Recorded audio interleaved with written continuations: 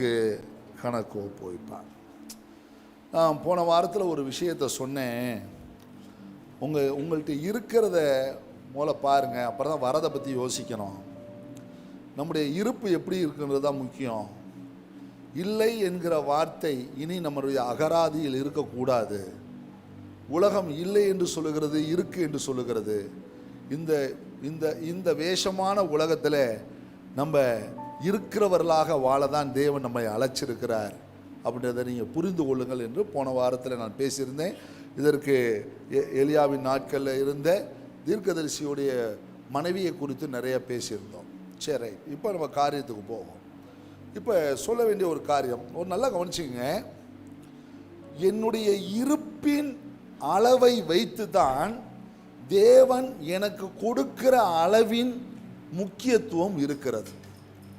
என்னிடத்தில் எவ்வளவு இருக்கிறது என்பதை வைத்து தான் தேவன் எனக்கு கொடுக்க போகிற விஷயத்துடைய அளவும் இருக்கிறது என்பது தான் உண்மை. ஒரு நிஜஸ்தத்தை உங்களுக்கு சொல்கிறேன், நீங்கள் நல்லா புரிந்து கொள்ளுங்க. என்னிடத்தில் என்ன இருக்கிறது மறந்துடக்கூடாது. இருக்கிறவர்கள் இல்லை என்று சொல்லுகிறார்கள், புரியுங்களா? இருக்கிறவர்கள் என்ன இருக்கிறது என்று கேட்கிறார்கள். இருக்கிறவர்கள் என்ன இருக்கிறது என்றே தெரியாமல் வாழுகிறார்கள். இந்த காலகட்டத்தில் ஒரு தேவனுடைய பிள்ளை தன்னிடத்தில் கடவுள் என்ன இயல்பாகவே என்னுடைய நேச்சுரலில் என்ன இருக்குன்றத அந்த மெஷர்மெண்ட்டை நான் சரியாக அறிந்து கொள்ள வேண்டும் என்பது தான் வேதம் எனக்கு கொடுக்குற வெளிச்சம். நல்லா கவனித்துக் கொள்ளுங்க. நான் கணக்கு கொடுக்கறதும் அவர் கணக்காளியாக இருக்கிறதெல்லாம் அப்புறம், முதல்ல என்கிட்ட என்ன இருக்குன்றது எனக்கு தெரியணும். சொல்லுங்கள், என்கிட்ட என்ன இருக்குன்னு. உன்கிட்ட என்ன இருக்குது? ஒரு படி மாவு, ஒரு கை எண்ணெய், இவ்வளோதான். உன்கிட்ட என்ன இருக்குது? ஒரு குடம் எண்ணெய். உன்கிட்ட என்ன இருக்குது? 5 அப்பம் 2 மீன். அப்போ உன்கிட்ட இருக்கிறது என்னன்ற அளவு உங்களுக்கு தெரிஞ்சாதான் கொடுப்பவர் உங்களுக்கு கொடுக்கலாமா வேணாமா, இல்லை எவ்வளவு கொடுக்கலாம் என்கிற முடிவை அவர் எடுப்பார். அவர் அந்த முடிவை எடுக்க வேண்டும் என்று சொன்னால் முதல்ல நம்மள்கிட்ட இருக்கிற அளவு நமக்கு என்ன செய்யணும்? தெரியணும். ரொம்ப முக்கியம். இதை நான் ஏன் இந்த அழுத்த திருத்தமாக பேசுகிறேன்னா, கடவுள் நம்மள்கிட்ட என்ன நேச்சுரலாக நமக்குள்ளார என்ன இருக்குன்றதே தெரியாமல் வாழ்ந்துட்டுருக்குறோம். நம்மலாம் உண்மையாகவே நம்மளை பற்றியே நமக்கு தெரியல, நமக்குள்ளே இருக்கிறத பற்றி நமக்கு தெரியல, நம்மள்கிட்ட உள்ளதை பற்றி நமக்கு தெரியல. ஆண்டவர் சொல்லிட்டாரு, உள்ளவனுக்கு தான் கொடுக்கப்படும். சொல்லுங்க, உள்ளவனுக்கு தான் கொடுக்கப்படும். உள்ளவன் தான் பரிபூர்ணம் அடைவான். அப்போ உள்ளவனுக்கு தான் கொடுக்க முடியும். உங்கள்கிட்ட என்ன உள்ள இருக்குது, அதை உற்று நோக்குங்க. உங்கள்கிட்ட என்ன இருக்குன்றதை நீங்கள் பாருங்க. அவரும் நம்மள்கிட்ட என்ன இருக்குன்றதை வாட்ச் பண்ணிக்கிட்டு தான் இருக்கிறார். நம்மள்கிட்ட என்ன இருக்குன்றதை பார்த்து தான் தேவன் நம்மை பயன்படுத்துகிறார். தேவன் ஒரு மனுஷனை இந்த உலகத்தில் பயன்படுத்துவதற்கு பலவித காரணங்கள் உண்டு. அதில் முக்கியமான ஒரு காரணம் என்னன்னா, அவனவனுடைய நிலையை பார்த்து அவனிடத்தில் என்ன உள்ளது என்பதை பார்த்து தான் தேவன் பயன்படுத்துகிறார். இதில் எந்த மாற்றமும் கிடையாது. அப்போ இந்த இடத்துல ஒரு தேவ பிள்ளை உள்ளவர்களாக இருக்கிறோமான்றதான் முக்கியம். முதல்ல உங்களுடைய மெஷர்மெண்ட்டை சொல்லுங்கள். நீங்கள் என்ன மெஷரில் இருக்கீங்க, அதை வச்சு தான் தேவன் உங்களுக்கு கொடுக்க போகிற மெஷர்மெண்ட்டே இருக்குது. பாருங்கள், நீங்கள் மத்தேயு 25ஆம் அதிகாரத்தில் படிச்சீங்கன்னா, அவனவன் திறமைக்கு தக்கதாக என்னங்க, அப்போ அங்கே மெஷர்மெண்ட் வந்துருச்சா இல்லையா? அப்போ ஒருத்தனுக்குள்ளார என்ன உள்ள இருக்குதோ அந்த இருக்கிறதுக்கு தகுந்தது போல தான் தேவன் அளவீடு செய்கிறார் என்பதை நீங்கள் மறந்து விடக்கூடாது. ஒருவனிடத்தில் 5, ஒருவனிடத்தில் 2, ஒருவனிடத்தில் 1. ஏன் எல்லாத்துக்கும் 5 கொடுத்துருக்கலாம்ல? ஏன் கொடுக்கல? அவனவனுக்கு உள்ளே இருக்கிற அளவை வைத்துதான் தேவன் அளக்கிற அளவும் தீர்மானிக்கப்படுகிறது. புரிந்து கொள்ளுங்கள். சும்மாலாம் கடவுள் எதுவும் இல்லை. உங்களுக்கு ஒரு 3 பிள்ளையை கொடுத்துருக்கிறாரு, 2 பிள்ளையை கொடுத்துருக்கிறாரு, ஒரு பிள்ளையை கொடுத்துருக்காருன்னா அவருக்கு தெரியும் உனக்குள்ளார என்ன இருக்குன்றது தெரியும், உன்னுடைய ஸ்டஃப்னஸ் என்னன்னு தெரியும். 3 உன்னால் மேய்க்க முடியும் தெரியும். அந்த காலத்தில் 8 கொடுத்துருக்கிறாரு, புரியுங்களா? அவருக்கு தெரியும். பாருங்கள், 8 பொழைச்சி 8 எப்போ தான் மாறிடுச்சே சொல்லுங்க பார்க்கலாம். 8 நம்ம சர்ச்சில் ஒரு பாப்பா 8th லேடின்னு தான் கூப்பிடுவோம் நாங்கள். 8th லேடி ஃப்ரான்ஸில் இருக்காப்ப 8th லேடின்னு தான் கூப்பிடுவோம், புரியுங்களா? ஃப்ரான்ஸில் இருக்கா 8th லேடின்னா ஏற்றுக்கவே மாட்டாங்க. 8வது நம்பர் சரியான நம்பர் கிடையாதுன்னு உலகத்தான். அந்த 8th லேடி தான் ஃப்ரான்ஸில் உட்காந்துருக்குது, புரியுங்களா? கடவுள் தெரியும். பாருங்கள், அந்த வீட்டில் 8 பிள்ளைய கொடுத்துருக்காரு பாருங்க. கடவுளுக்கு தெரியும் அது உள்ள என்ன இருக்குது அதுன்றது தேவனுக்கு தெரியும். அது எதுவாக இருக்கட்டும், எந்த விஷயமா இருக்கட்டும். அப்போ உங்களுக்கு உள்ள இருக்கிற மெஷரை வச்சு தான் தேவன் உங்களுக்கு அளக்க போகிற மெஷர்மெண்ட்டும் இருக்குதுன்றது தான் வேதம் நமக்கு சொல்லுகிற சத்தியம். எல்லாத்தையும் தேவன் எல்லாத்தையும் சும்மா கொடுத்துறது இல்லைங்க. பரலோகத்தின் உச்சிதங்களை எதுவாக இருக்கட்டும், எதை கொடுத்தாலும் அவர் அளந்து கொடுக்கிற ஆண்டவர். உன்னுடைய அளவுக்கு தக்கதாக அளந்து கொடுக்கிற ஆண்டவர், உன்னுடைய இருப்புக்கு தக்கதான வரத்தை கொடுக்கிற ஆண்டவர் என்பதை மறந்து விடாதிருங்கள். பேதுரு ஒரு சின்ன மனுஷனாங்க, த கிரேட் அப்போஸ்டல், கடவுளால் நியமிக்கப்பட்ட ஒரு பெரிய அப்போஸ்டல். அவர் அந்த அப்போஸ்டலுக்கு தெரியாதாங்க, அவர் சொல்றாரு பாலை பார்த்து, சே அந்த மனுஷன் போலலாம் எழுத முடியாதியா, அதெல்லாம் கல்லாதவன்லாம் புத்தி இல்லாதவன்லாம் அவருடைய நிருபத்தை படிக்கவே முடியாது. ஐயோ அது வேற லெவல்ன்றார், வேற லெவல் யா, அந்த மனுஷனுடைய லெவல் வேறன்றார். It's a great apostle. புரியுங்களா? இவர் நிழல்ல சோகம் கொடுக்குறாருன்னா அவர் உருமாலா ஊத்து சோகம் கொடுக்குறாரு. புரியுங்களா? இதெல்லாம் யார் கொடுத்தது? வாயை திறக்க மாட்டீங்க பாருங்களேன். இதெல்லாம் யார் கொடுத்தது? சத்தமா சத்தமா நாங்கள் சாப்பிட்ற பிள்ளைக்கு சாப்பாடு வைப்பாங்க, சாப்பாடை சாப்பிடாமே சுரண்டிட்டு இருக்க பிள்ளைக்கு என்ன செய்ய மாட்டாங்க? வைக்க மாட்டாங்க. அப்போஸ்தலர் பால்லாம் உள்ள மனுஷங்க. அதனால தான் அவர் சொல்றார், என்னை உண்மை உள்ளவன் என்று எண்ணி அப்படின்றப்ப அவர் போகாத நாடு இல்லைங்க. இல்லைங்க, போகாத நாடு கிடையாது. ரோம், இத்தாலி, ஆசியா, சின்ன இந்தியா, ஐரோப்பு, எத்தனை நாடுகளை மனுஷன் சுற்றி வந்து அவ்வளோ நாடுகளையும் சபைகளை ஸ்தாபித்து அவ்வளோ பெரிய மினிஸ்ட்ரியை பண்ண. இன்னைக்கு அவருடைய நிருபங்கள் இல்லைன்னா நம்மளாம் கஷ்டப்படுவோங்க. இன்னைக்கு அவருடைய நிருபங்கள் தாங்க குடும்பத்துக்கு ஆசீர்வாதமாக இருக்குது, சபைக்கு ஆசீர்வாதமாக இருக்குது. 4 காஸ்பலை வச்சு நீங்கள் என்ன செய்வீங்க? வாரம் காஸ்பலில் கூனி எழுந்தால், நிமிர்ந்தால், மகிமைப்படுத்தினால்னு நம்மளும் இயேசு கிறிஸ்து வர வரைக்கும் இதை தான் பேசி இருந்திருப்போம். அந்த மனுஷனுக்கு கடவுளை கர்த்தர் சொல்றார், கர்த்தரோ எனக்கு இதை வெளிப்படுத்தினார், அகால பிறவியாகிய எனக்கு தரிசனமானார். இதெல்லாம் எங்கேருந்து வந்துச்சு? அவர் உள்ளவனாக இருந்தனால தான். உள்ள இருக்க மெஷர்மெண்ட் நமக்கு தெரிஞ்சிச்சுன்னா தேவன் நமக்கு கொடுக்க போகிற மெஷர்மெண்ட் நிச்சயமாக கிரேட்டாக இருக்கும், நல்ல ப்ரீஷியஸாக இருக்கும். இதில் நீங்கள் ஒரு நாளும் நீங்கள் இந்த விஷயத்தில் உள்ளவர்களாக இருங்கள்.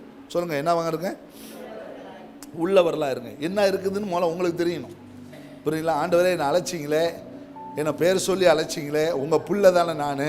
புரியல? அவர் சொன்னார் பாருங்க, நான் ஒரு இந்து குடும்பத்திலேருந்து இயேசுவை சொந்த ரட்சகராக ஏற்றுக்கிட்டேன், ஆண்டவர் என்னோட பேசினார், டெய்லி 100 பேருக்கு சாப்பாடு கொடுக்குறேன், இன்றைக்கி 200 பேருக்கு சாப்பாடு கொடுக்குறேன்னா காசு வச்சுக்கிட்டா கொடுக்குறாரு. ஆனால் அவர் உள்ளவர். சொல்லுங்கள் பார்க்கலாம். அவர் உள்ளவருங்க, தரிசனம் உள்ளவர், பாரம் உள்ளவர். அவருக்கு இன்றைக்கி 200 பேருக்கு வேண்டிய சாப்பாடை கொடுக்கக்கூடிய எல்லா விஷயமும் உள்ளே இருக்குது. இருக்கிறதுனால கர்த்தர் அவருக்கு வேண்டிய ஒவ்வொரு நாளுக்குரியதை ப்ரொவைட் பண்ணிக்கிட்டே இருக்கிறார். நான் ஸ்டாப்பாக போயிட்டே இருக்குது. முதல்ல கூட அவர் ஸ்டாப் ஆனால் தான் எல்லாம் ஸ்டாப் ஆகும். புரியுங்களா? நல்லா கவனித்து கொள்ளுங்க. பாருங்கள், 200 பேருக்கு சாப்பாடு கொடுங்கன்னு சொல்கிறார். நீங்கள் போய் உங்கள் வீட்டில் நீங்கள் சமைக்கிறதுக்கே 10 யோசனை பண்ணிட்டு இருப்பீங்க. இப்போ இடுப்பு வலிக்குதில்ல, சர்ச்சில் ரொம்ப நேரம் நிற்க வச்சுட்டாருப்பா, போகும்போது ரகுநாத்தில் சாப்பிட்டுட்டு போயிடலாமா, அப்பா A2Bயில் சாப்பிட்டு போயிடுவோம்ப்பா, அப்பா ஏதாவது ஒரு வாங்கி கொடு, முதல் கூட தின்னுட்டு போய் தூங்கிடுவோம். கூட 200 பேருக்கு போய் சமைக்கணுன்றார். என்னது? அதாவது ஜெபம் பண்ணிகிட்டு இருக்கிறேன். புரியுங்களா? ஒரு 3-4 சமயக்காரி கிடச்சிச்சின்னு வைங்களேன். ஆமாம், உதவிக்காரர் கிடச்சாலும் போட்டு விட்டுடலாம். ஞாயிற்றுக்கிழமை பார்த்து அனுப்பி வைக்கிறேன் உங்களுக்கு. ஆமாம், பார்க்குறேன். வீட்டில் எதெல்லாம் ஒழுங்காக சமைக்கலையோ அதெல்லாம் இங்கேருந்து ப்ரொமோட் பண்ணி ஐயா கூட ஆட்டோவில் வச்சு அனுப்பி விட்றது. போ. ஆமாம், வீட்டில் அடங்காது, எங்கேயாவது போய் அடங்கட்டும். ஆமாம், எல்லாம் அடுப்பை பற்ற வை, மாவளை உட்காரு, வேலை செய். அப்போ இப்போ இதுலேருந்து நமக்கு என்ன விளங்குது சொல்லுங்க பார்க்கலாம்? அவர் உள்ளவரா இல்லாதவரா? சொல்லுங்க. உள்ளவரால் இன்னைக்கு 200 பேருக்கு ஃபுட்டு கொடுக்க முடியுன்ற தீர்மானம் இருக்கிறனால ஆண்டவர் இப்போ சொல்கிறார் பாருங்களேன், எனக்கு ஒரு 5 பேர் இருந்தால் இன்றைக்கி 500 பேருக்கு சாப்பாடு கொடுத்துருவேன்றார். இப்போ அவர் கடவுள்கிட்ட கேட்குறது என்னது? 5000 ரூபா காசு இல்லை, 5 பேர் இருந்தால் நான் 500 பேருக்கு சாப்பாடு கொடுத்துருவேன்றார். இப்போ நீங்கள் இந்த கணக்கை புரியுதா இல்லையா உங்களுக்கு? அந்த உள்ளே இருக்க ஸ்டஃப் தாங்க, அந்த உள்ளே இருக்கிற ஒரு பாரம், உள்ளே இருக்கிற அந்த பாரம், அந்த உள்ளே இருக்கிற ஒரு அழுத்தம், உள்ளே இருக்கிற அந்த தரிசனம், உள்ளே இருக்கிற திட்டம், தீர்மானம், இதுக்காக எத்தனை விஷயங்கள் அவங்க லைஃப்பில் அவங்க இழந்திருப்பாங்கன்னா அது பெரிய கதையாக இருக்கும். குடும்பத்தை, பிள்ளைகளை, எல்லாம் சுற்றி இருக்கிற நிலைகளை பக்கத்து வீட்டுக்காரலாம் திட்டுவான். யோசிச்சு பாருங்க, எவ்வளோ விஷயங்களை அவங்க சாக்ரிஃபைஸ் பண்ணி ஒரு 200 பேருக்கு சாப்பாடு செய்கிறாங்கன்னா அதுக்குள்ளார எவ்வளோ உள்ளே இருக்குன்னு நினைக்கிறீங்க? அந்த உள்ளே இருக்கிறது தான் இன்னைக்கு அளவில்லாமல் தேவனிடத்திலிருந்து கொடுக்கப்படுது. Praise the Lord. நல்லா யோசிச்சு பாருங்க. லூக்கா எழுதின சுவிசேஷம் 21 அதிகாரத்தில் பார்த்தீங்கன்னா ஜீசஸ் ஒரு தேவாலயத்துக்கு போகிறார். அங்கே போய் பார்த்தீங்கன்னா கண்களை ஏறிட்டு பார்க்குறார். அது ஒரு வேதாமத்தில் என்ன சொல்லுது, உண்டியல் பக்கமே போய் நின்ட்டாருன்னு தான் சொல்லுது. பக்கமாக போயிட்டா எல்லாருமே காசு போடுறாங்க. படிப்பார் அவருக்கு படிச்சது படி வா ஃபர்ஸ்ட்லேருந்தே படி. அவர் கண்ணேறிட்டு பார்த்தபோது ஐஸ்வர்யவான்கள் காணிக்கை பெட்டியிலே தங்கள் காணிக்கைகளை போடுகிறதை கண்டார். ஒரு ஏழை விதவை அதில் 2 காசை போடுகிறதையும் கண்டு, இந்த ஏழை விதவை மற்ற எல்லாரை பார்க்கிலும் அதிகமாக போட்டாள் என்று. இப்போ நீங்கள் நல்லா கவனிச்சுட்டு வரணும், ஃபார்முலாவை கரெக்டாக கவனிக்கணும். ஐஸ்வர்யவானும் அங்கே ஆஃபரிங் பண்ணுறான், ஒரு விடோயரும் அங்கே ஆஃபரிங் பண்ணுறாங்க. மேனுவலாக ஹியூமன் பீயிங்காக நீங்களும் நானும் யோசித்தா என்ன யோசிப்போம்? நிச்சயமாக ஐஸ்வர்யவான் போட்டதெல்லாம் என்னவா இருக்கும் சொல்லுங்கள்? நிறையா சொல்லுங்கள். என்னதுங்க? நிறையா போட்டிருப்பான், மறந்துடக்கூடாது. இப்போ அந்த ஏழை விதவை எதை போட்டா? 2 காசு, 2 வெள்ளி காசை அந்த ஏழை விதவை போடுறான். இப்போ ஜீசஸ் கிரைஸ்ட் இதை வாட்ச் பண்ணுறார். நல்லா, நான் இப்போ எதை சொல்ல போகிறேன்னா, உங்களுக்குள் இருக்கிறதை தேவன் கண்ணோக்கி பார்த்த பிறகுதான் உங்களுக்கு அவர் எதை கொடுக்கலாம் என்பதையே தீர்மானிக்கிறார்ன்றது தான் சொல்ல வர போகிறேன். அங்கே தான் இந்த வேலை செஞ்சவங்கள பல வருஷமாக பார்க்குறார். 3 பேர் வேலை செஞ்சிட்டு இருக்கிறான். 3 பேருடைய குவாலிட்டி வேற, 3 பேருடைய ஸ்டஃப் வேற, 3 பேருடைய ஃபெய்த் வேற, 3 பேருடைய ட்ரூத்ஃபுல்னஸ் வேற, 3 பேருடைய நிலைப்பாடு வேற.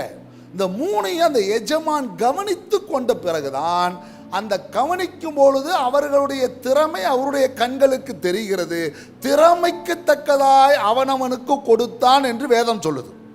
எப்போ கொடுத்தாரா? நான் கவனிச்சிடும். இப்போ கதை சொல்கிற மாதிரி இருக்கா? தூக்கமாக வருதா? தூக்கமாக வந்தால் இப்போல்லாம் நான் சொல்லிடுறது, எந்திரிச்சு நின்றுங்க. இல்லை உங்களுக்கு அதெல்லாம் கோச்சிக்க மாட்டோம் யாரும். அதுக்காக நடந்துக்கிட்டு சுற்றி வந்துட்டு இருக்காத. மதன கூட தூக்கமாக வர மாதிரி இருக்குது அப்படின்னா டபக்குன்னு கொஞ்சம் நேரம் எந்திரிச்சுருங்க. அதுக்காக கீழே இறங்கி போய் ஒரு ரவுண்ட் அடிச்சுட்டு வந்துட்டு இருக்காங்க. மதனக்கூடாது, புரியல? சில பேர் கீழே இறங்கி போய் ஒரு ரவுண்ட் அடிச்சுட்டு கீழே வராங்க, புரியுங்களா? நல்லா அந்த கதவை கூட்டிட்டாங்க, ஒரு ரவுண்ட் அடிச்சுலாம் வரக்கூடாது. அப்போ நல்லா கவனிச்சு பாருங்கள். இப்போ என்ன செய்கிறாரு மாஸ்டர்? அந்த சர்வெண்ட்டோடைய டேலண்ட்டை என்ன பண்ணுறாரு? வாட்ச் பண்ணுறாரு. உள்ளே என்ன இருக்குன்றதை என்ன செய்கிறாரு? வாட்ச் பண்ணுறாருங்க. உள்ளே என்ன இருக்குன்றதை வாட்ச் பண்ணுறாரு. நீங்கள் சாதாரணமாக நினச்சிடாதீங்க, கடவுள் ஒரு மனுஷனை நம்பாமல் எதையும் கொடுக்க மாட்டார். நம்பிட்டாருன்னா அவன் கெட்டு போனாலும் விட மாட்டார். மாமனை வாடா, உன்னை எவன்டா விட்டான்? வேண்டாம், உன்னை நம்பி இவ்வளோ பெருசாக கொடுத்துருக்குறேன், உன்னை விட்டுவனான்னு பிடிச்சி இழுத்து கொண்டு வந்து மறுபடியும் போட்டுருவார். அவ்வளோ சீக்கிரமாக தெய்வம் யாரையும் நம்புகிறவர் இல்லை. நம்ம ஆண்டவர் மேலே வைக்கிற நம்பிக்கை வேற, அவர் நம்மளை நம்பணும்ல. சொல்லுங்கள் வாயை திறந்து. சொல்ல மாட்டேன்றீங்களே. அவர் நம்மளை நம்பணும்ல. சொல்லுங்கள். ஆண்டவர் மேலே நம்ம நம்பிக்கை வச்சுருவோம். அப்போ உங்களே நம்பி இருக்கிறோம். ஏன்னா நம்மளுக்கு எதாவது கிடைக்கணும், மறந்துடக்கூடாது. ஆனால் அவருக்கு எதுவும் கிடைக்க வேண்டிய அவசியம் இல்லை. ஆனால் அவர் ஒருத்தனை நம்பிட்டார்னா, பால்ஸெல்லாம் பவுலோட நம்பின நம்பிக்கைக்கெல்லாம் ஒரு நாள் அந்த மனுஷன் உத்தரவாதத்தில் குறைஞ்ச போலங்க. உத்தரவாதத்தில் குறைஞ்சு ஏதோ சில பகுதிகளில், ஊழிய பகுதிகளில் சில தாழ்ச்சி ஏற்பட்டிருக்கலாம். பட் ஆனால் உத்தரவாதத்தில் பவுல் தான், பேதுரு தான். ஒவ்வொரு பரிசுத்தவான்களும் பரிசுத்தவான்கள் தான். அல்லேலூயா. ரொம்ப முக்கியம். இப்போ பாருங்க, இப்போ படிச்சிருவாயா கொஞ்சம், நான் அதை முடிச்சுட்டு அப்புறம் போகிறேன். இந்த ஏழை விதவை மற்ற எல்லாரை பார்க்கிலும் அதிகமாக போட்டாள் என்று மெய்யாகவே உங்களுக்கு சொல்லுகிறேன். இப்போ நீங்கள் நல்லா கணக்காக கவனிக்கணும், நல்லா கவனிக்கணும். ஐஸ்வர்யவான்கள் நிறைய தான் போட்டிருப்பாங்களா இல்லையா? போட்டிருப்பாங்க. ரைட். இப்போ இந்த ஏழை விதவை எவ்வளோ தான் போட்டா? 2 காசு. இப்போ இந்த 2 காசுக்கும் அவங்க அதிகமாக போட்டதையும் இயேசு கிறிஸ்து பேசுகிற விதங்கள் ஏதோ எதிர்மறையாக இருக்கிறது போல நமக்கு தோணுகிறது. நன்றாக நீங்கள் கவனிக்கணும். நம்ம என்னன்னா சில விஷயத்தை நம்ம புரிஞ்சுக்காமே இருக்கிறோம். இப்போ நல்லா கவனிங்க. இப்போ அந்த ஏழை விதவை அதிகமானதை போட்டாள்னார். என்னது? அதிகமானதை போட்டாள். என்ன அதிகமானதை போட்டா? அவங்கள்ட்டெல்லாம் பேலன்ஸ் இருக்குதுங்க, இவள்கிட்ட நோ பேலன்ஸ். அவங்க இருக்கிறதுல இருந்து உன்னை போட்டது பெரிய விஷயம் இல்லை, இவ இருந்ததையே போட்டுட்டா. இப்ப உள்ளவனால் மாத்திரம்தான் தன்னிடத்தில் இருக்கிறதை வெளிப்படுத்த முடியும். உள்ளவனால் மாத்திரம்தான் தன்னிடத்தில் என்ன இருக்கின்றத தேவனுக்கு முன்பதாக காட்ட முடியும். நன்றாய் அறிந்து கொள்ளுங்க. ஐஸ்வர்யவான்களை இயேசு ஒன்றும் குறை சொல்ல, அவங்க போட்டதை அதை நான் ஏற்றுக்கொள்ளலாம் சொல்ல. இவ அதிகமாக போட்டா. உங்களுடைய உள் அளவு அதிகமாக இருந்தால் தேவன் கொடுக்கிற அளவும் அதிகமாக இருக்கும். உங்க உள் அளவு, நான் தான் சொல்லுவேன், காணிக்க போறது கையில் போடக்கூடாதுங்க, இங்கிருந்து போடணும். எங்கிருந்து போடணும்? இங்க 10 ரூபாயை காணாண்டா, 10 ரூபா காண. ஏன் காசு எல்லாம் 100 ரூபாயா இருக்குடி? 100 ரூபாயா இருக்கா? சரி, என்ன பண்ண போறீங்க? சரி, அடுத்த வாரம் சேர்த்து போட்டுக்கோ உண்டு. இப்போ 100 ரூபா போட்டால் தான் என்ன? நீ போடாமல் போனீங்கன்னா போகிற வழியில் 100 ரூபா காணா போயிடும், அது உறுதி. நான் காண போட்டிருக்கிறேன் என் வாழ்க்கையில். அதெல்லாம் நான் ருசிச்சிருக்கிறேன். ஐயோ, இனி ஒரு முறை அந்த தவறை நான் செய்ய மாட்டேன் என்று தீர்மானித்து விட்டேன். புரியுங்களா? தீர்மானித்து விட்டேன். காலையில் சர்வீஸ் முடிச்சு காலை ஜெபம் முடிச்சுட்டேன்னா நான் என்னென்ன ஷாப்பிங்கை முடித்தேன்னா சில்லறையாக வாங்கி தான் பையில் வச்சுருப்பேன். எல்லா சில்லறையும் வாங்கி பையில் வச்சுருப்பேன். அந்த பையில் உங்களுக்கு சைடெலாம் கொண்டு போய் வீட்டில் அந்த இடத்துல ஒரு இடத்துல வச்சுருவேன். இருக்கா, நம்ம மாஸ்டர் வருவார், எல்லாத்தையும் எடுத்து அதில் போடுவார்.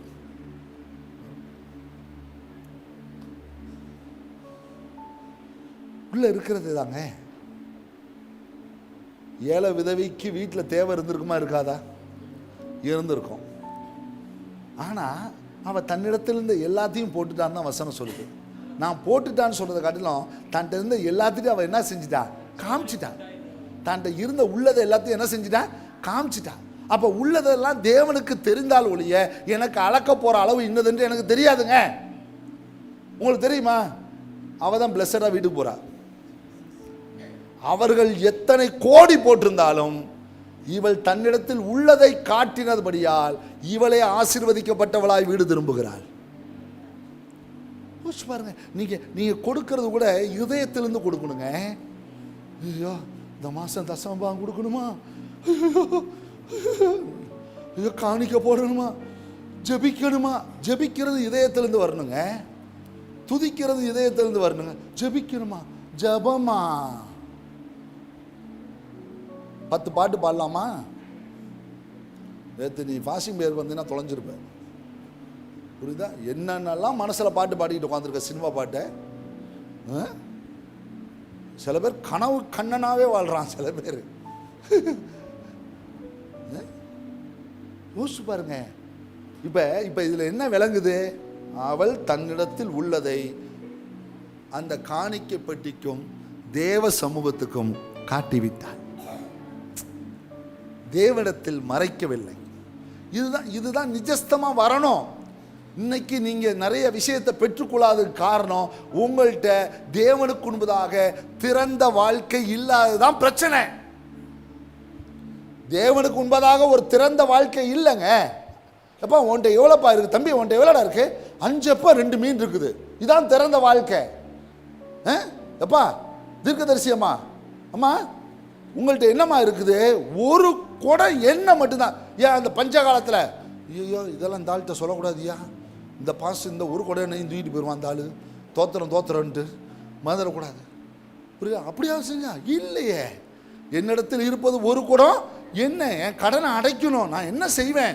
என் வீட்டுக்காரர் இந்த காலத்தில் கடன் பட்டாச்சு, இந்த கடன் வந்து நான் விடுதலை அடையணும். அவள்கிட்ட உள்ளதை சொன்னாங்க, உள்ளதை சொன்னா. சாரி பார்த்து விதவையை பாருங்க. ஏம்மா எலியா போய் கேட்குறாருமா, உன்ட்ட என்னம்மா இருக்குது? ஒரு பொடி மாவும் கொஞ்சம் எண்ணெயும் இருக்குது. உங்கள்கிட்ட உள்ளதை முதல்ல நீங்கள் ஓப்பன் பண்ணாமல் தேவன் உங்களை நம்பி அடுத்த காரியத்தை அளவிட்டோ அளவிடாமல் செய்ய போகிறது இல்லை.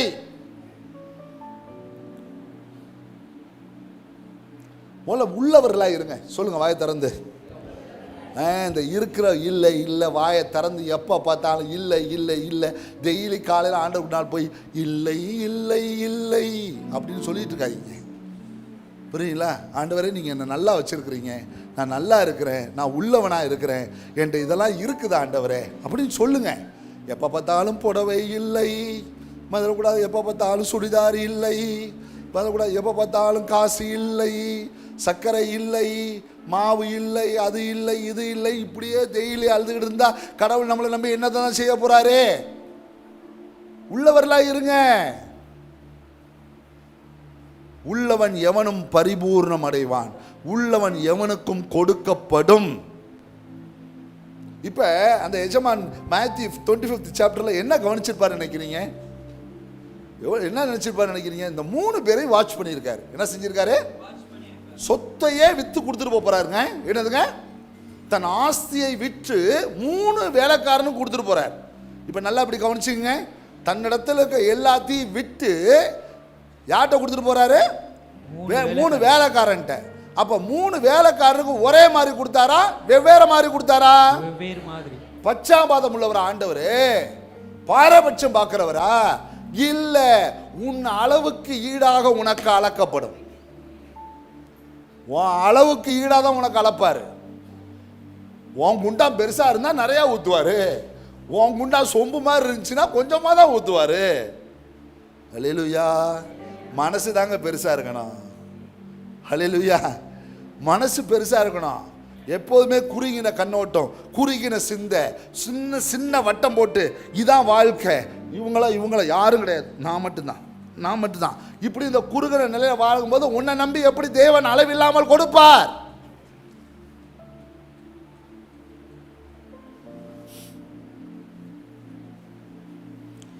ஒரு டாக்டர்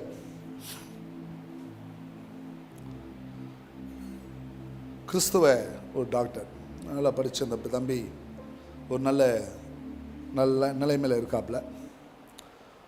அவரிடத்தில் போகிற எந்த போதகர்களுக்கும் 10 பைசா வாங்க மாட்டார். அவர் ஒரு மருத்துவமனையில் தான் வேலை செய்கிறாப்புல. ஆனால் யார்ட்டையும் 10 பைசா என்ன செய்ய மாட்டாப்புல. நானும் சில போதகர்களை அனுப்பியிருக்கிறேன், எதுவுமே வாங்க மாட்டாப்புல. எடுக்கிற ஸ்கேன் எதுக்குமே வாங்க மாட்டாப்புல. நோ ஃபீஸ் இல்லை அனுப்பிடுவார். ஏன் தம்பி இப்படி செய்றீங்க கேட்குறேன். என்கிட்ட இருக்குது செய்கிறேன். என்ன இருக்குது அப்படின்னா அதான் குவாலிட்டி. அந்த மனசு இருக்கணுங்க. சொல்லுங்க, என்ன இருக்கணும்? மனசு. இதே பாரு, ஒரு கிறிஸ்தவ டாக்டர் இருக்கார். நீ போய் உட்கார்ந்த உடனே உச்சந்தலையிலேருந்து உள்ளங்கால் வரைக்கும் என்ன எழுதணுமோ எழுதி கொடுத்துருவார். எல்லாத்தையும் எடுத்துட்டு சாயந்தரம் போனோடனே இன்னொரு பெரிய லிஸ்ட் எழுதி கொடுத்துருவார். அவன் ரிட்டர்ன் ஆகும்போது 10,000 ரூபா குறையில்லாமல் கொடுத்துட்டு தான் வரணும். யோசிச்சு பாருங்க. இப்ப கடவுளுடைய பார்வை எந்த பக்கம் இருக்குன்றீங்க? சொல்லுங்க வாயை திறந்து. கடவுளுடைய பார்வை எங்கே இருக்கும்?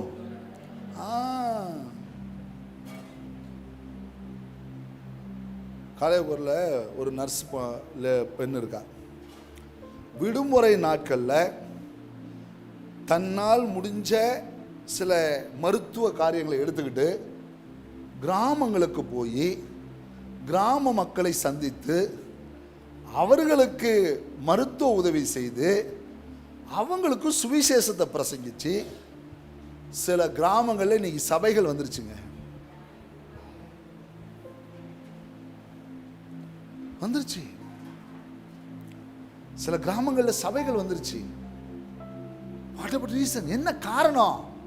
அவங்க தேவனுக்கு முன்பதாக மனம் திறந்தவர்களாக உள்ளவர்களாக அவர்கள் தங்கள் காட்டின பொழுது எங்கள்கிட்ட இதுதான் இருக்குது ஆண்டவரே, எங்களை எடுத்து பயன்படுத்தும் நிற்கிறாங்க.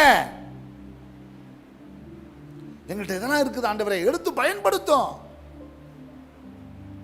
நாகமான் வீட்டில் ஒரு வேலைக்காரிங்க கூட்டிகிட்டு இருக்கிறவ அங்கே எஜமான் சுரண்டிட்டு இருக்கும்போது இவ கூட்டிகிட்டு இருக்கிறா. எஜமான் என்ன செஞ்சிட்டு இருக்காரு? சுரண்டிட்டு இருக்காரு. அவர் பொண்டாட்டி சொல்லுது, என்னையா இப்படியே சுரண்டி தூசியாக போட்டுட்டு இருக்கிற, அந்த அடிமை பண்ண எத்தனை தடவை தான் கூட்ட விடுறது அப்படின்னு சரி காது கேட்டோன்னே எஜமான் வெளியே போனோன்னே என்ன எஜமானுக்குன்னு கேட்ட பொழுது குஷ்டமா எங்கள் தேசத்தில் ஒரு தீர்க்கதரிசி இருக்கிறார், தேவ மனுஷன், அவர்கிட்ட போனால் சுகமாக்கிடுவாருன்னு சொன்ன உடனே இவ பாருங்க தன்னிடத்துல இருக்கிறத சொன்னனால நாகமான் கடவுடைய மனுஷனா மாறினான். யோசிச்சு பாருங்க, உங்கள்கிட்ட இருக்கிறத ஒண்ணுமே சொல்ல மாட்டீங்க சாகுற வரைக்கும். நானும் என் வீட்டாரும் 10 பைசா யாருக்கும் கொடுக்க மாட்டோம், பிச்சைக்காரனுக்கும் பிச்சை அளக்க மாட்டோம். என்ன செய்ய போறீங்க சொல்லுங்க பார்க்கலாம். என்னதான் வாழ போறீங்க சொல்லுங்க. நீங்க செத்தா ஒரு கூட்டம் நின்று அழுவணும். உங்க பிள்ளையெல்லாம் இல்லை, நீங்கள் அறியாத மனிதர்கள்.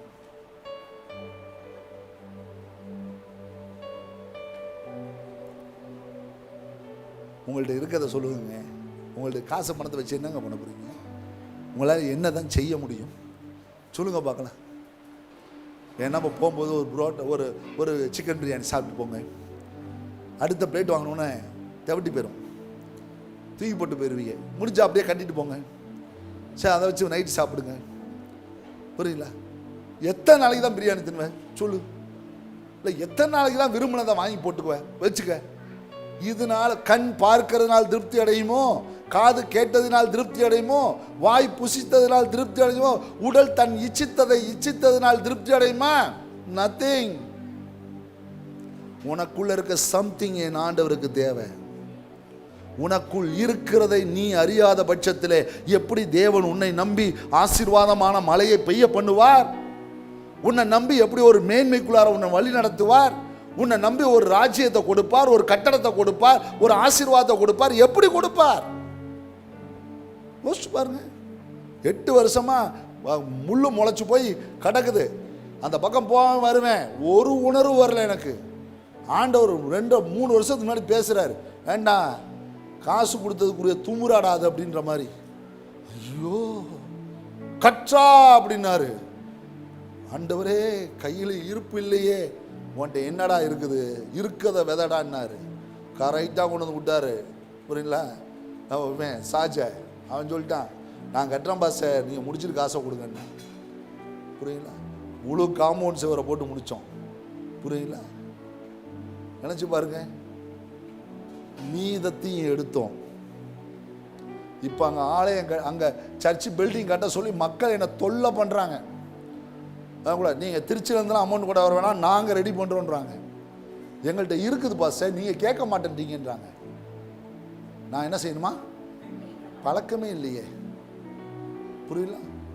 திடீர்னு ஒருத்தன் சிங்கப்பூர்லேருந்து ஃபோன் பேசுகிறான், ஒரு பெண்ணோட புருஷன், பாஸ்டர் நீங்கள் என்ன ஒய்ஃப் வந்து சொன்னாலாம் நீங்கள் ஒன்றுமே காதில் கவனிக்கலையாமே பாஸ்டர், நீங்கள் என்ன செய்யணும் உத்தரவு மட்டும் கொடுங்க பாஸ்டர், நாங்கள் கொடுக்குறோம்.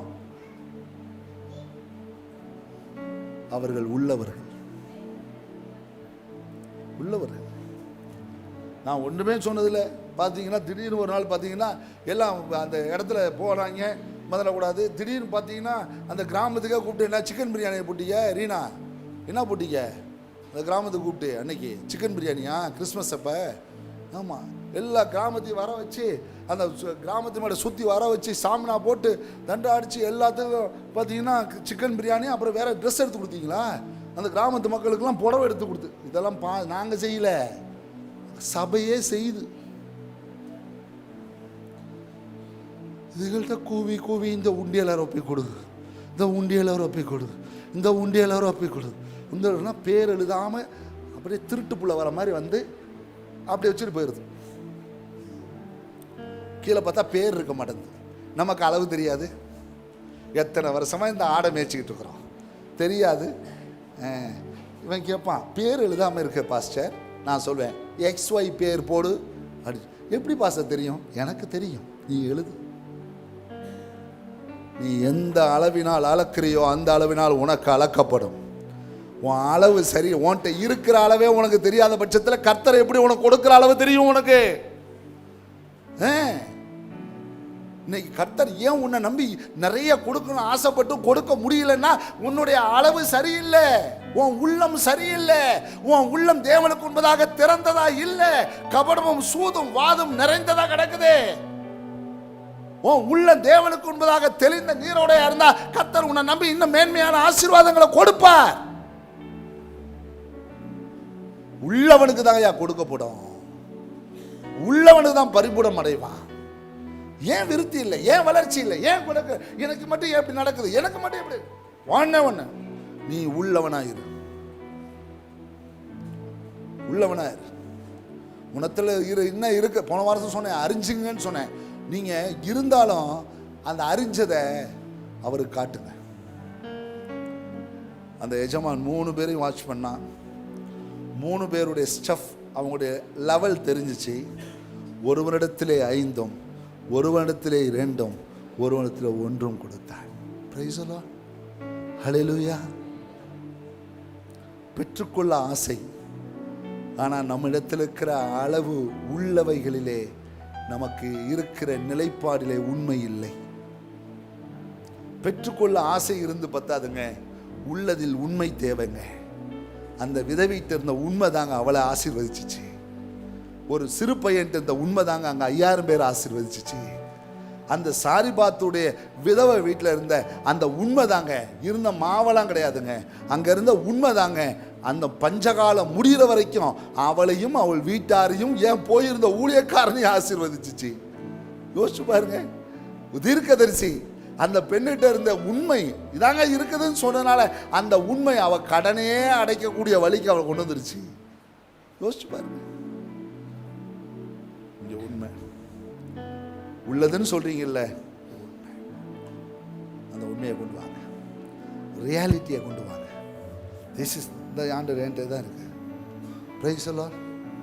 ஞாபகம் இருக்கு, ஒரு முறை எங்கள் வீட்டு குழந்தை சின்னவளாக இருக்கும்போது ஒரு பாட்டி அம்மா வருவாங்க. எப்போதும் அவங்களுக்கு காசு கொடுத்து அனுப்பிடுவோம். இந்த நியூமா தான் போய் அவங்களுக்கு காசு கொடுப்பாங்க. ஒரு நாள் வீட்டில் பிரியாணி செஞ்சுட்டு இருந்துச்சு இந்த அம்மா. அப்போ அந்த பாட்டி அம்மா வந்துருச்சு, எங்களுக்கு தெரியல. நியூமா சொல்லிட்டா, வீட்டில் அம்மா பிரியாணி செய்து நீ உட்காரு பாட்டி இருந்து சாப்பிட்டு போனுச்சு. எங்களுக்கெல்லாம் தெரியாது. நான் வெளியே போய் பார்க்குறேன், பாட்டி உட்காந்துருக்கு. என்ன பாட்டி அப்படின்னு கேட்டேன். பாப்பா தான் உட்கார சொல்லிச்சு, அம்மா பிரியாணி செஞ்சிட்டு இருக்காங்க. உங்களுக்கு பார்த்தேன் சொன்னியாவா? ஆமாம் கவனிச்சு அவங்களுக்கு கொடுத்துட்டோம். நல்லா கவனிச்சிங்க. காசு போடுறது ரொம்ப ஈஸிங்க, ஆனால் நம்மிடத்தில் உள்ளதை சொல்கிறோம் பார்த்தீங்களா, அதான் உண்மை. நீங்கள் இன்னைக்கு காலையில் இன்னைக்கு சர்ச்சுக்கு வந்துட்டு இன்னைக்கு 10 ரூபாயோ 5 ரூபாயோ 20 ரூபாயோ போடுறதுலாம் உண்மை கிடையாது. உங்கள்கிட்ட உள்ளதை அப்படியே கொண்டு வந்து வைக்கிறீங்க பார்த்தீங்களா, காசு இல்லை மனசை, அதான் உண்மை.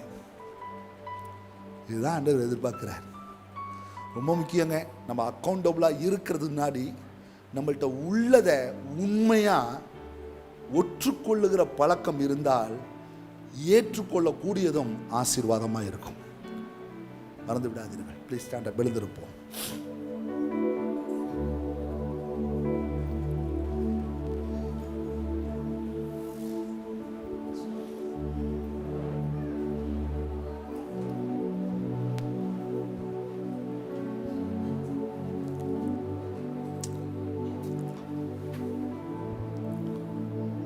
ஜீசஸ்.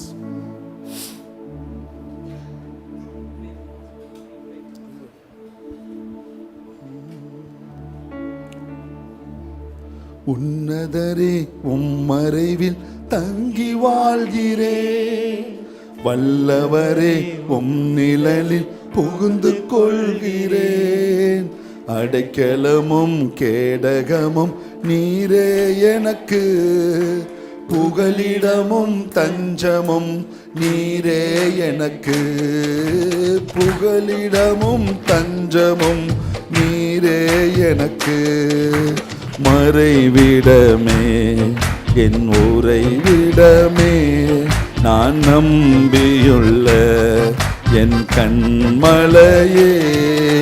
மறைவிடமே என் உறைவிடமே, நான் நம்பியுள்ள என் கண்மலையே.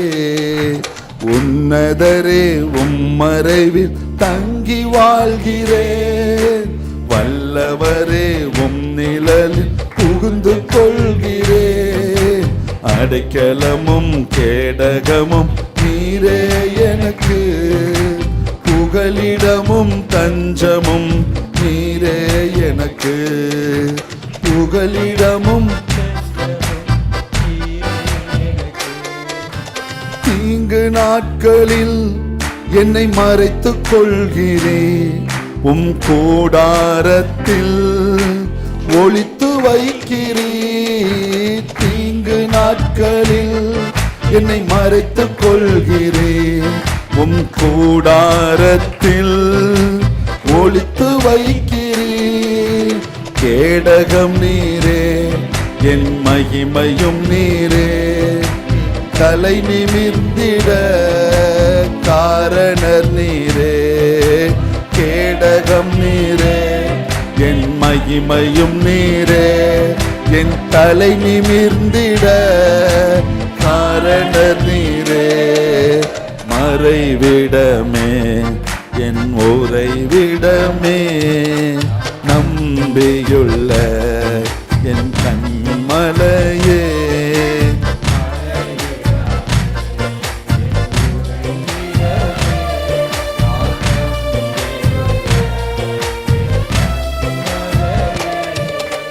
உன்னதரே உம் நிழலில்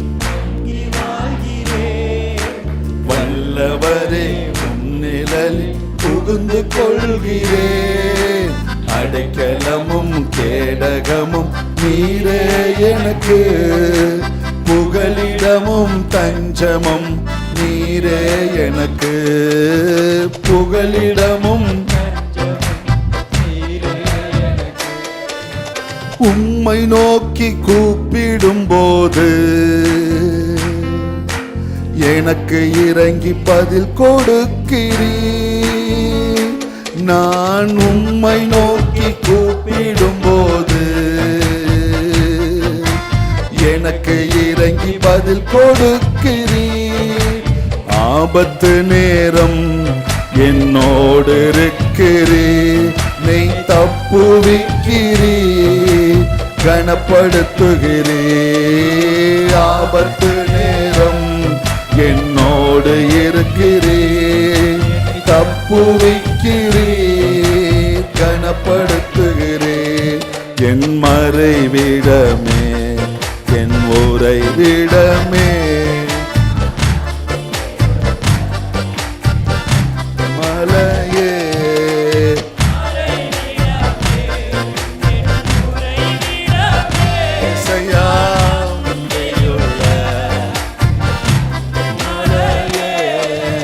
உன்னதரே உம்மறைவில் தங்கி வாழ்கிறேன், வல்லவரே உம் நிழலில் புகுந்து கொள்கிறேன்.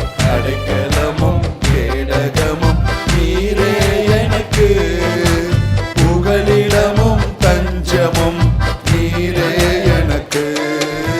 புகலிடமும் தஞ்சமும் நீதிமான்களை நீர் ஆசீர்வதிக்கிறீர், உம் காருண்யத்தினால் சூழ்ந்து கொள்கிறீர். நீதிமான்களை நீ ஆசீர்வதிக்கிறீர். உம் காருண்யத்தினால் சூழ்ந்து கொள்கிறீர். ரட்சிப்பு நீரே, என் இரட்சகர் நீரே, நான் சுகமாய் வாழ காரணர் நீரே. ரட்சிப்பு நீரே, என் இரட்சகர் நீரே, நான் சுகமாய் வாழ காரணர் நீரே.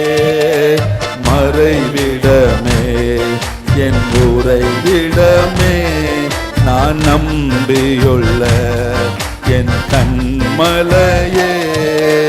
மறைவிடமே, என் உறைவிடமே, நான் நம்பியுள்ள என் கண்மலையே. உன்னதரே, உம்மறைவில் தங்கி வாழ்கிறேன். வல்லவரே, உம் நிழலில் புகுந்து கொள்கிறேன். அடைக்கலமும் கேடகமும் நீரே எனக்கு. புகலிடமும் தஞ்சமும் நீரே எனக்கு.